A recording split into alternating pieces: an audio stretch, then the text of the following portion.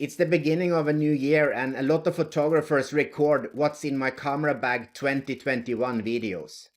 But this video, however, is not about my camera bag, but rather about my mental baggage going forward in 2021. Hi, I'm Kim from Landscape to Art, and if this is your first time here on this channel, make sure you click the subscribe button below. And first, you might wonder why I'm not talking about my camera bag, why I won't tell you what's in my camera bag. And because, of course, such a video will drive traffic to my channel, but I'll come back to that in a moment. 2020 was a special year for most photographers, and in particular for landscape and travel photographers. I had a lot of travel plans, both for work and in private, but I know I also had a lot of contracts with an expedition ship as a photographer, and all this was cancelled. So I had to stay more home, as most of you probably had to, and so it gave me an opportunity to focus more on online activities. So it was a tough year for photographers that is relying their business on a lot of traveling and like workshops, arranging workshops, and the result of this was that we saw an increasing number of digital products offered by many landscape photographers. And against all odds, online businesses significantly increased in 2020, and that despite the big pandemic we have faced this year. So why is it I don't want to talk about what's in my camera gear, my cameras and equipment? And the reason is simple. What's in my camera bag is of little value for you. And because you are not me, so my gear won't help you in achieving your goals. And it's typical that gear videos sell a lot and a lot of people are watching them because a lot of photographers look for shortcuts to success when they're learning photography, and even when they are doing business, they look for shortcuts. But as you might have experienced if you have been in this game for a while, there are no shortcuts to success, whether it's learning photography or running a business. Camera and gear has a lot less impact than you might think. When you buy a new camera, it's often just emotional to increase your status. So you try to explain the purchase with logic, like that you need a more robust camera to do business, and more megapixels or the best camera. But customers don't expect you to have a top-notch camera, even though you might think so. Customers don't really care about your camera, unless maybe there are photographers. So this camera gear and thing is of course not true. And it's exactly similarly when you run a business. It's your mental baggage that is the most important. And often there are quite a few unwanted pieces of mental baggage in your bag. And it's typically like your fear not reaching your goal, fear that people will not buy your product. So it's a lot of uncertainty, and you have a lot of false beliefs.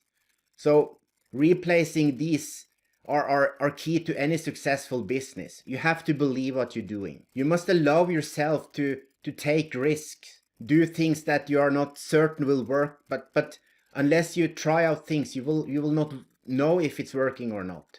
So allow yourself to fail in anything you do. Failure is a way of learning. So unless you take the chance and do things, you will not learn, and you will not be able to fix what's wrong. And in my case, I added one new mental asset in my mental bag in 2020, and that was video. So I started a YouTube channel. So using video is one of the most important tools in my marketing for 2020, 2021 and further. And there are many reasons to use video when you market and when you do business. First, video builds connections much more effectively than photos and text. So by showing your face on videos, you build a relation to the audience. And also second, social platforms currently prioritize video. So if you do videos or live videos on Facebook, it's more likely that Facebook will show your post to more people. The challenge with videos is that they are more difficult to make. It takes longer time. You have to spend more more time in front of the computer to make the videos. But this is also an advantage because few people that are serious with this actually take the time to make videos. Most people are just posting photos randomly on social media. And because of the importance of video, I started a YouTube channel in May 2020. But it wasn't easy. It took me quite some time to get started. And like most people, I had my fears of being in front of the camera. Would I be good enough? Would I be able to talk? What should I say? And of course, as you know, I'm not a native English speaker. So in addition, I had the language barrier that hold me back a little bit because I was afraid to stumble on the words and all these things. So, but I jumped on it and decided to go for it. So now I've decided to commit to making YouTube videos every week. And as you make more videos, it improves, your quality improves, and you're getting more and more confident in front of the camera. I have released videos now every week since May, and I started as many other landscape photographers on YouTube. I started to talk about everything from post-processing to composition to gear to lenses.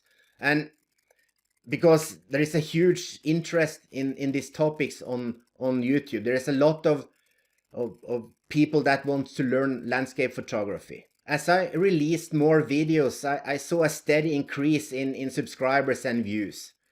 So, but whereas I was learning about YouTube, I also was looking for videos about marketing. As I was researching the internet for information about marketing for photographers and strategies for business in landscape and travel photography, I found there is very little that are actually targeted at our type of business. And the reason marketing strategies for wedding and portrait photographers is not working for landscape photographers is that the business model is different. We are working, whereas portrait and wedding photographers are working directly with clients. Travel and fine art and landscape photographers, we are taking the photos first and then trying to sell our work later trying to attract and find clients later to buy our work. The lack of marketing information for landscape and travel photographers was the reason I decided to pivot my channel in late 2020. So I changed totally. And I hear a lot that landscape photographers say it's not possible to make money selling prints anymore. And yes, of course, it's harder than it used to be. The competition is stronger, but it's still possible. And the main reason that print sales fail is bad marketing or no marketing at all. So that's why I decided to go and change my channel and focus it more on the marketing and business part of landscape photography. With the right marketing, you can sell anything to the right person at the right time. So, but posting photos all over the internet and hope that someone will buy your photos is not the best strategy for a business. So this is as I said, the direct reason I pivoted my channel. And I did that in October 2020. So since October last year, I have only posted marketing and business videos on my channel. The main reason I changed the channel is that I wanted to help landscape and travel photographers to get more clarity in their marketing in their business. The second reason I changed my channel is that I am a marketer and I have been a marketer for more than 30 years. But I knew that this change to my channel would hurt the traction on the views and subscribers. And I expected a lot fewer views and subscribers. And that's exactly what happens. The channel has slowed down a bit, but of course it doesn't freak me out. I'm not on YouTube to count subscribers and views, and my business model is certainly not to make my money or profit from the YouTube channel itself. And I'm not dependent on huge views and count and subscribers, because YouTube is just one part of my marketing efforts. And also my YouTube strategy is long term. So why am I not concerned about losing subscribers and getting less views on YouTube? That's simply because subscriber counts and views are just vanity metrics, and I cannot control them. And so I don't obsess with them of that reason. Instead, I focus on metrics that I can control. And one thing I can control on my YouTube channel is the number of videos I publish. And if I publish constantly, the traction, the people will come to the channel. And consistency with regular publishing is exactly what YouTube wants. For me, the most important is to have the right audience watching my videos. Subscribers that are seriously interested in the topics I discuss, like marketing and business.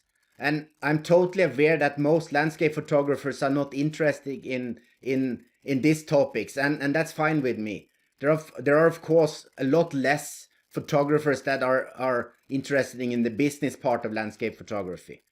But I'm still prepared to slowly build my new channel in 2021 and further on. So if marketing is important for you and you want to improve your marketing skills, make sure to subscribe to the channel. And here is a link to a list of videos to get you started with marketing. And then until next time, ha det bra, goodbye.